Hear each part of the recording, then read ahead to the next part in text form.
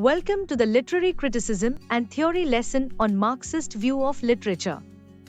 In this lesson, you will learn about autonomy in literature and ideology. Literature often seems separate from the social and political issues of its time. But what does this independence really mean? Is literature just a mirror of the world, or a window to another realm? Think about the writer, caught between society's struggles and the peace of creativity. Can literature, created during tough times, rise above to explore fantasy and beauty?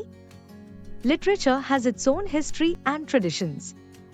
It doesn't just follow the pressures of its time. This independence shows its ability to create worlds separate from outside pressures.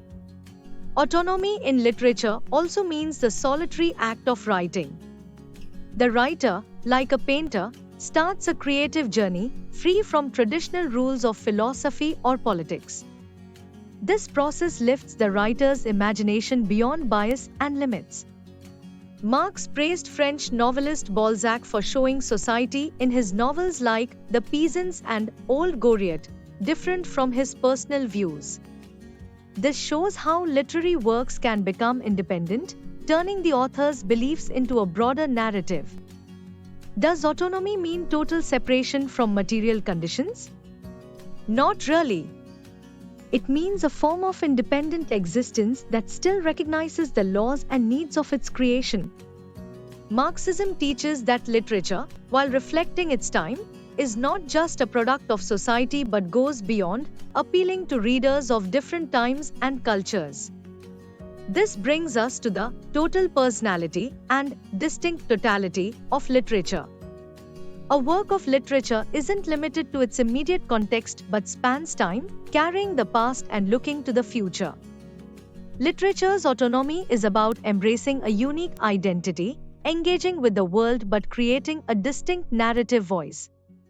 Trilling says literature responds to its environment within strict limits, the rules set by society.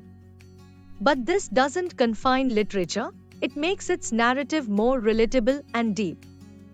Pierre Machere talks about literature's unique nature, self-elaborating and managed by its own standards. This autonomy is a declaration of literature's valuable perspective on life. As we explore these ideas, we see literature is deeply rooted in its time but also goes beyond, creating stories that resonate with universal themes of human life. This autonomy requires a special approach to literary criticism, respecting the work's integrity while exploring its links to language, history, and culture. It needs a balance, appreciating the work without imposing external meanings. Every society has dominant beliefs or ideologies, which are organized systems of thought influencing how we see the world. These ideologies come from class structures, where one class controls the means of production and ideas. Ideologies change and adapt, spreading through institutions like schools and media, subtly teaching the dominant class's worldview.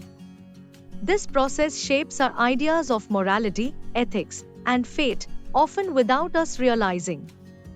The mix of literature and ideology gives a way to look at society. Literature doesn't just reflect its time but also questions and sometimes supports it. Writing and reading critique and spread ideologies. In practice, ideologies in literature can support the status quo, presenting the world in a way that supports existing power structures. But literature can also resist, offering new ways of seeing that challenge dominant ideas. This relationship between literature and ideology is clear when we see the role of the writer. Writers navigate their time's ideologies, sometimes aligning, sometimes challenging, but always engaging with them. Writing becomes an ideological act, engaging with politics and power.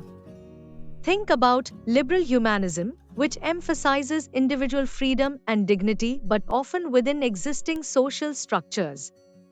Literature can both critique and support this ideology, showing its complexities and contradictions. Critical reading means not just absorbing a text but questioning the ideologies it presents and how it presents them. It involves looking deeper to understand a work's themes, characters, and structures.